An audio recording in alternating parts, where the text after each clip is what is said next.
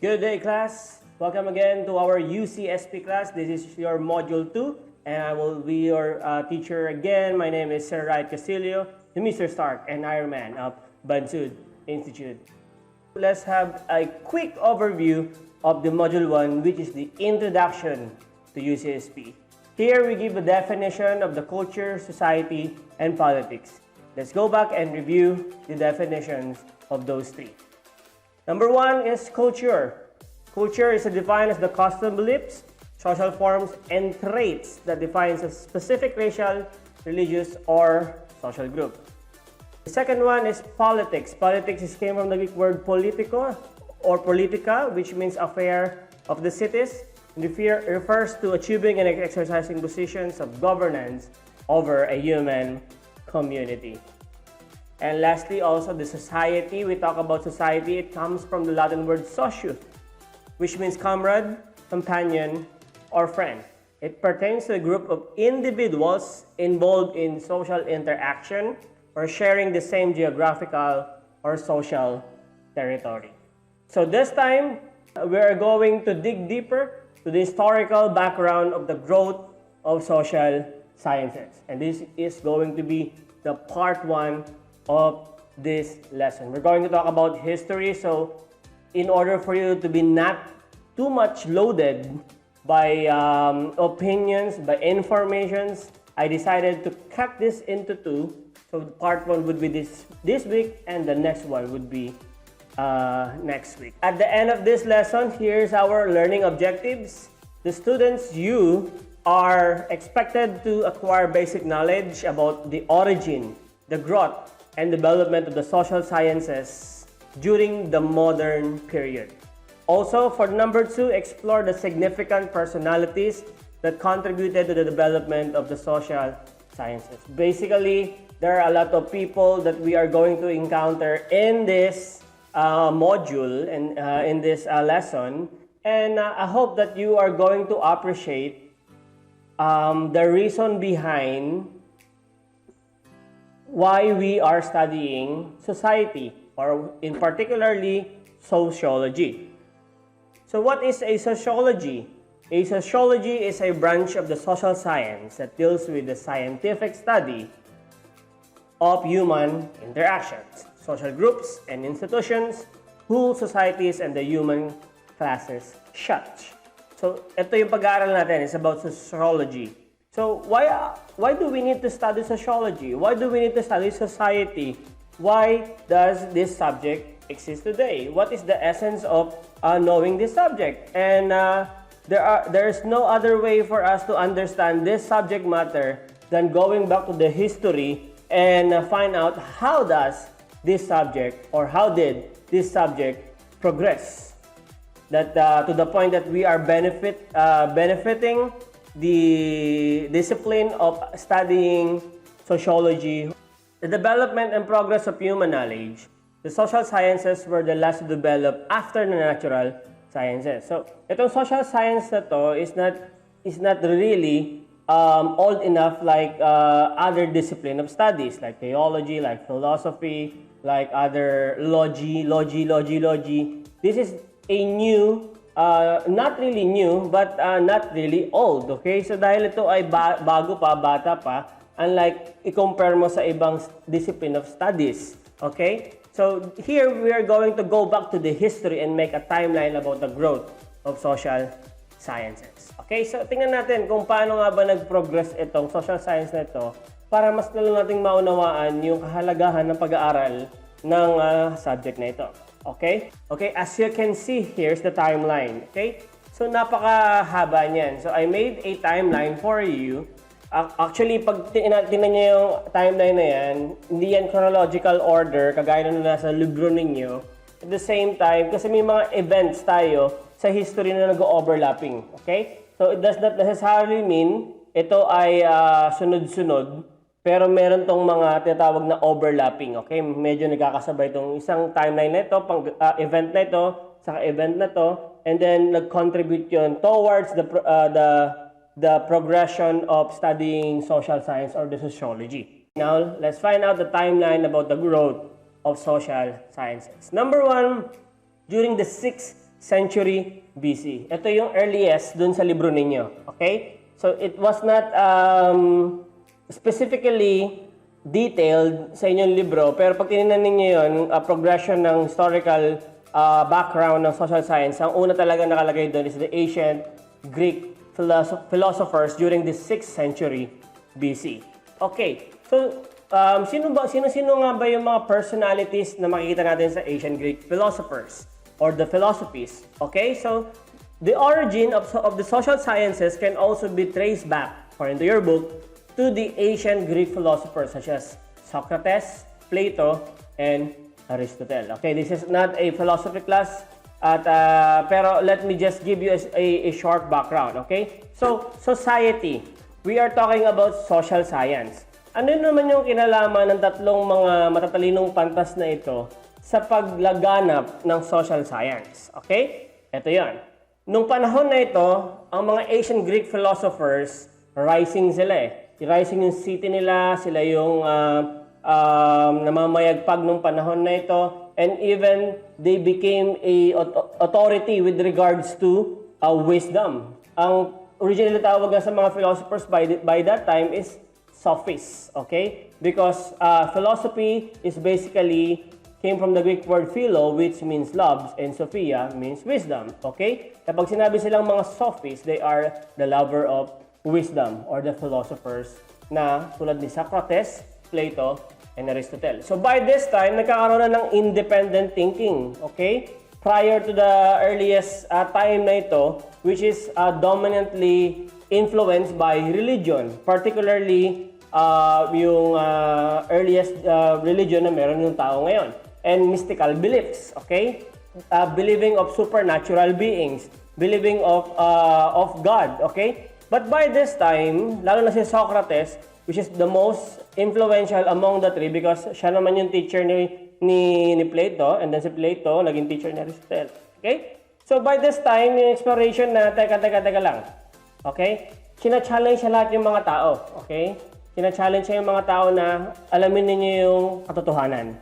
Okay? You should know the truth. Okay? So, paano niya ginagawa yun? So, magitan na tinatawag nating Socratic method. Okay? Socratic method is a methodology that we are still using today by keep on asking questions. Okay? So, pupunta siya sa society and then kinakausap niya yung mga tao regarding sa ano ba talaga yung katotohanan. Okay? So, an unexamined life is not worth living. Kaya ine-examine niya yung mga tao, yung interaction nila, yung kanilang pag-uusap, yung kanilang thinking. Okay? So basically, sina-challenge na ni Socrates yung mga tao na you should have an independent thinking. Okay? So kung hindi ka mapag-isip na tao, para sa kanila hindi ka tao. Okay? So basically, ganun yung definition nila ng human. Okay? Ng man. What is a man? A thinking being. Okay? So, sa mga philosophers nito, they were most influential by this time to challenge their individual belief ng mga tao. Okay? So, dati napaka-communal nila, sama-sama. By this time, dahil sina-challenge sila ng mga philosophers na ito na magkaroon ng independent thinking, which will lead us later on sa impact nila even to the modern society today. So, Socrates, Plato, and Aristotle were so influential in this subject matter. With regards sa independent thinking ng tao, and society, that the only thing that this society will progress if they know the truth, okay? If everything has a reason or reasonable ang mga ginagawa natin as a society. So, ganun mag-interact si Socrates and basically na-influence niya si Plato and then si Aristotle. Now, secondly, sa ating timeline is the Western social and political philosophies. Okay, so yan, meron nga siyang influence eh. Ito yung nangyari during the 476 to 1500s. Okay, so nag-overlap siya ng konti sa ancient Greek philosophers. Okay. So ano ba tong time ito? Itong time ito is tinatawag natin the medieval period or the church dominance. Okay? This is the time wherein the church is the primary source of authority ng society. Okay? Kaya nung time na ito meron tayong tinatawag na state religion. Okay? And the state religion by this time is the Roman Catholic Church. So by this time, yan nga, ganun pa rin ng mga tao. Mystical yung kanilang belief, supernatural yung kanilang belief. And they were mostly dependent sa thinking ng church, okay? So naniniwala talaga sila sa church. Kung ano yung sabihin ng church, yun yung paniniwalaan nila. Okay? So, yung society na to by this time ay dependent sa church, okay? At yung church yung primary yung nagko-control ng state. Bagamat merong queen and king, monarchy, but also the king and queen are co-equal with the state religion, the Roman Catholic Church by this time. Okay.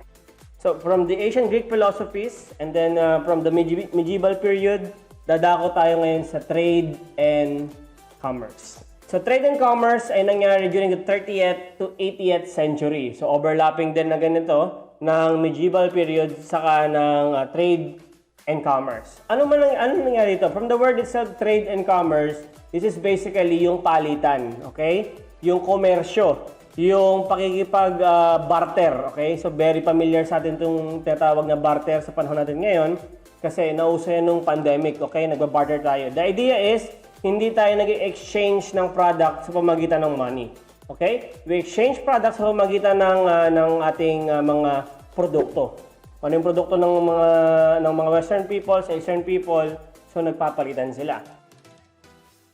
At ito rin yung time ng the exploration, the period of voyage, okay? Kung saan nagbabarko, nag-iikot, explore around the world to discover worlds, okay? Yung mga voyager ng time na ito. Okay? Later on, papakilala ko sa inyo yung mga famous voyager na ito.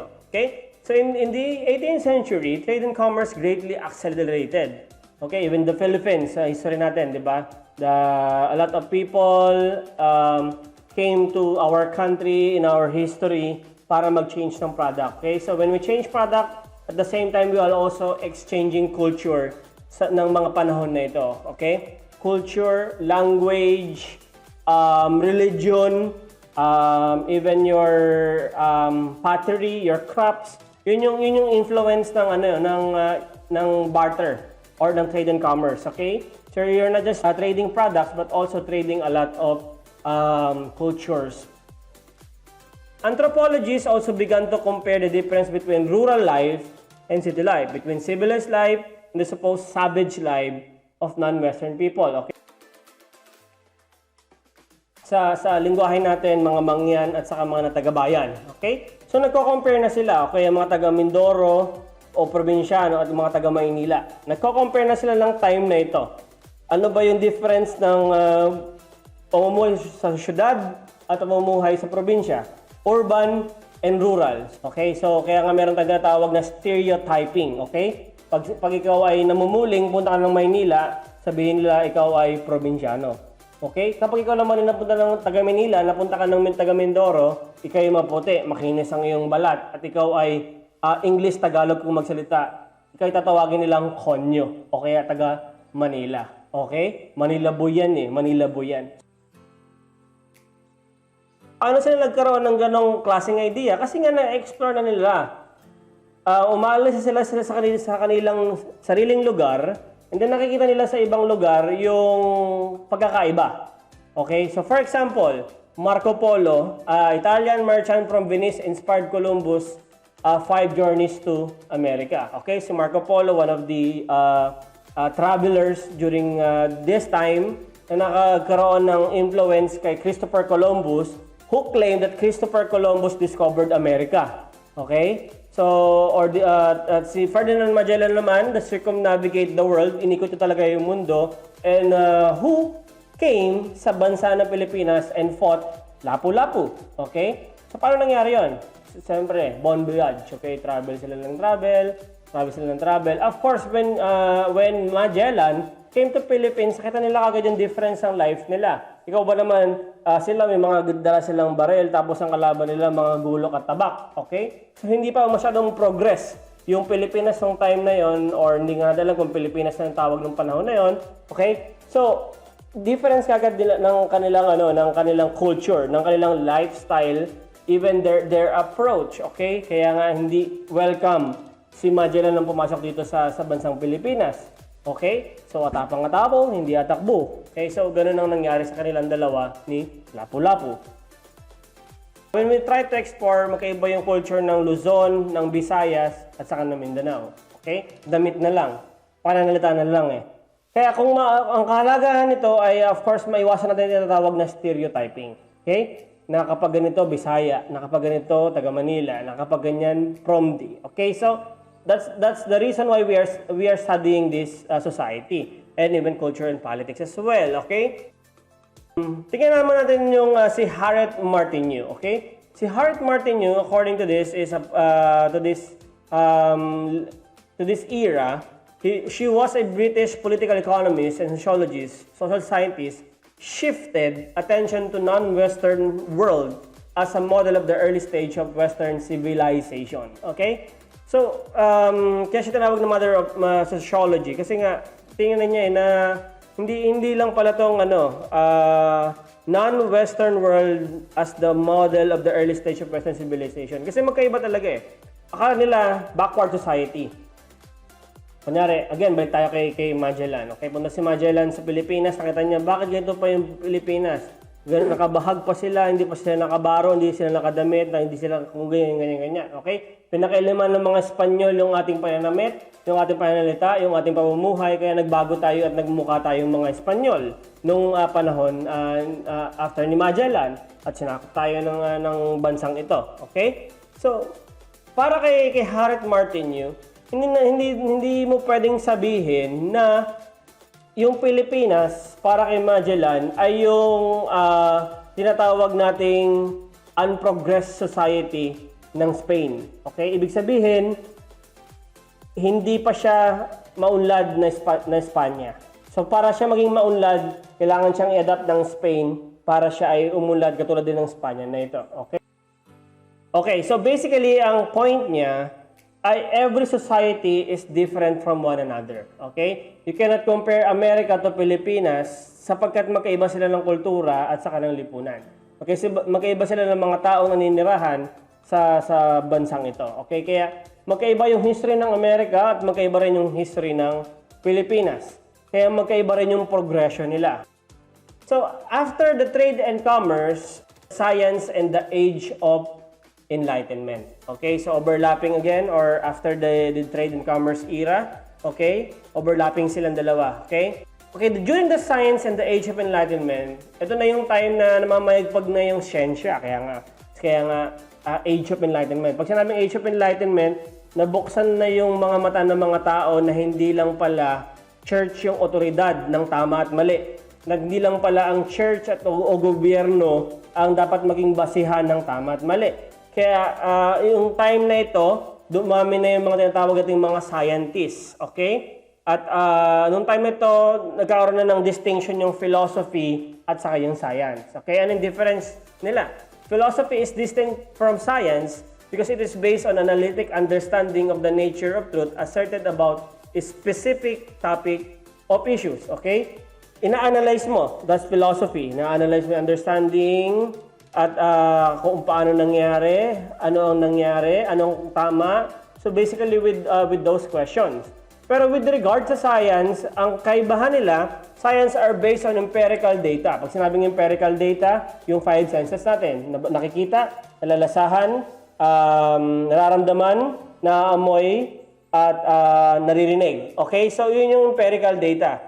Basically tangible, okay, visible and tangible.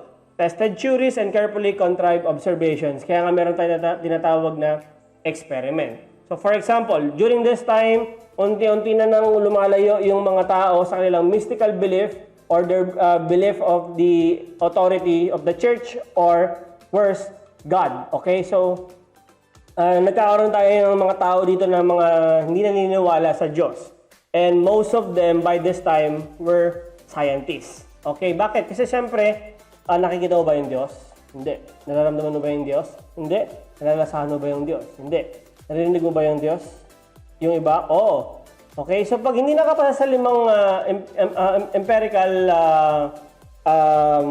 data, ay basically hindi yun totoo. Okay? So nung time na ito, ganun nila nakikita ngayon yung mundo sa pamamagitan ng mga science yung science na yung naging authority, hindi na yung church, okay? And of course, yun yung nag-impluwensya sa kanila, sila Plato, Socrates, at saka si Aristotle, okay? I-challenge ninyo yung paniniwala ninyo. I-challenge ninyo yung paniniwala ninyo. Huwag kayong mag-stick sa ganyang paniniwala. So, by this time, ito na yon, bunga na yon, okay? Dahil nga na-oppress yung society sa church nung time ng medieval period na sila yung naging authority, during this time ng the science and the age of enlightenment, yung science na yung kanilang naging basis ng authority.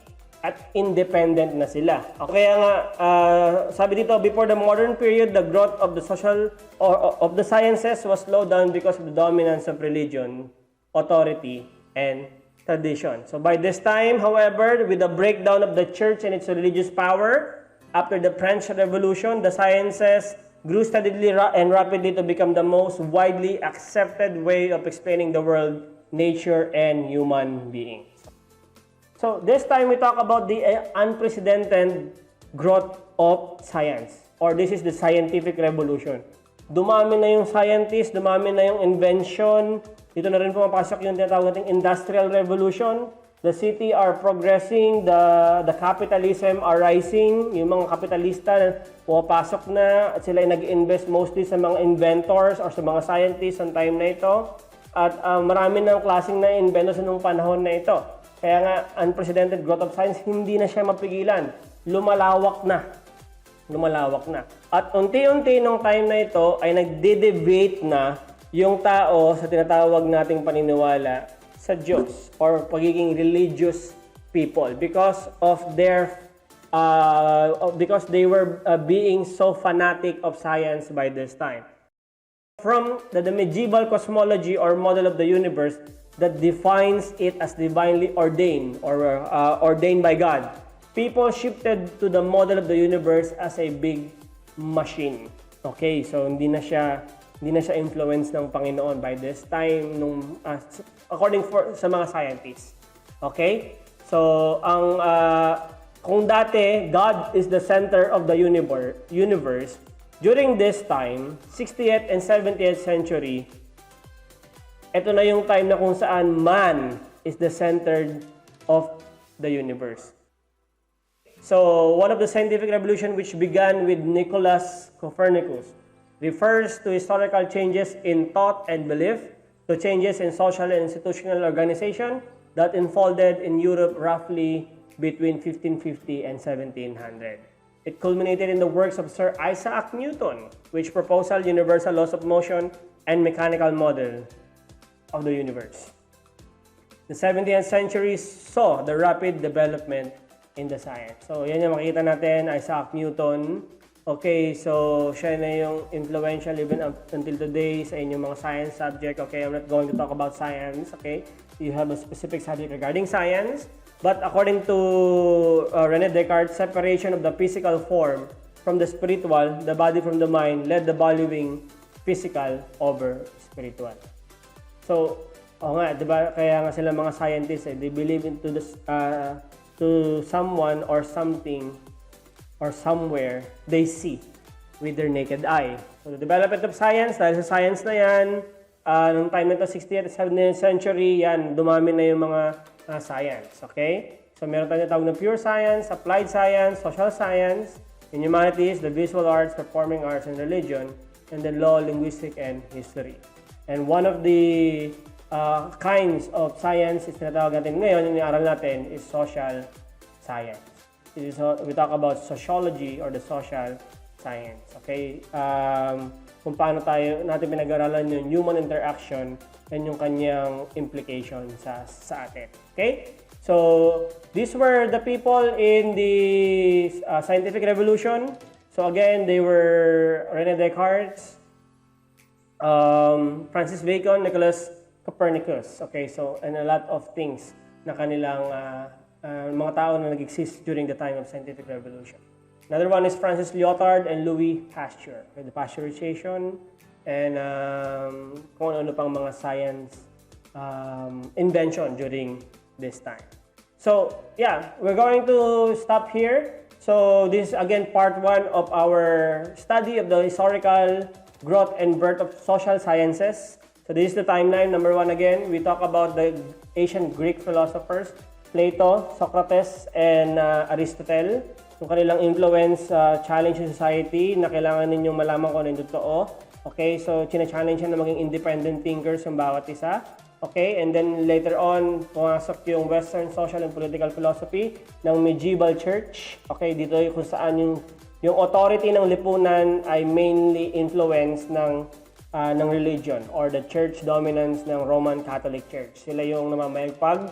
Nung time na ito, ano sabihin nila, yun yung tama. Ano man yung gawin nila, ituro nila, yun yung lipunan. Okay? And after this time, nag-explore. Okay? Or during this time, overlapping sila ng trade and commerce.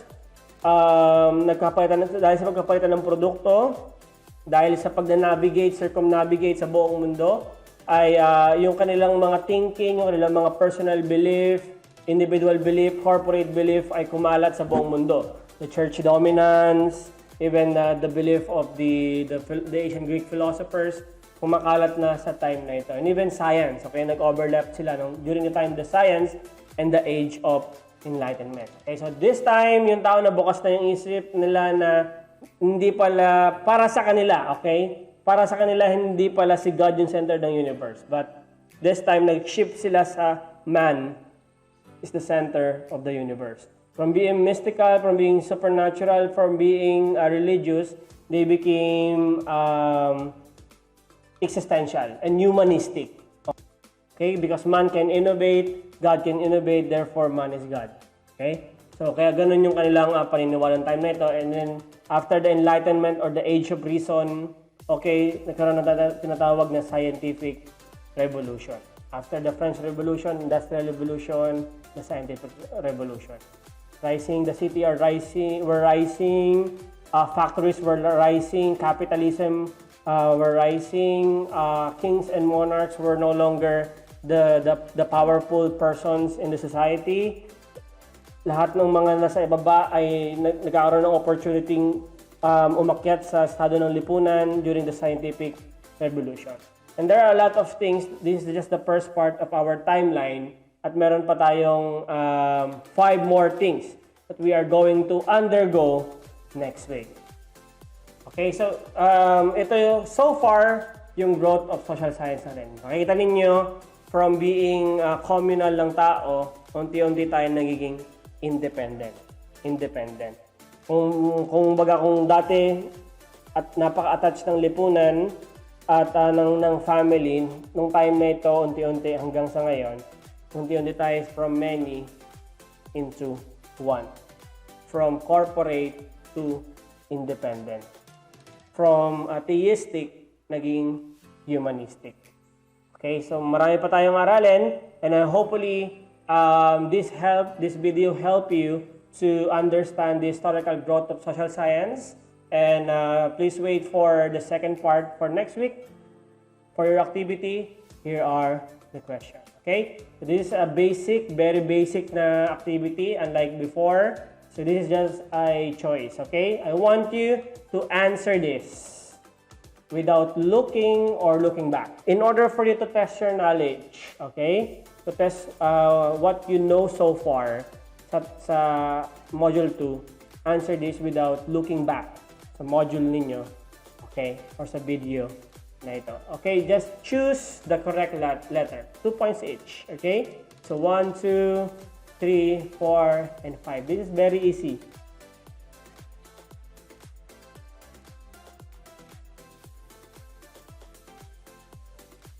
Okay, I want you to send this again kagaya ng pagsisend ninyo sa akin ng inyong pre-assessment activity sa kanang assessment activity.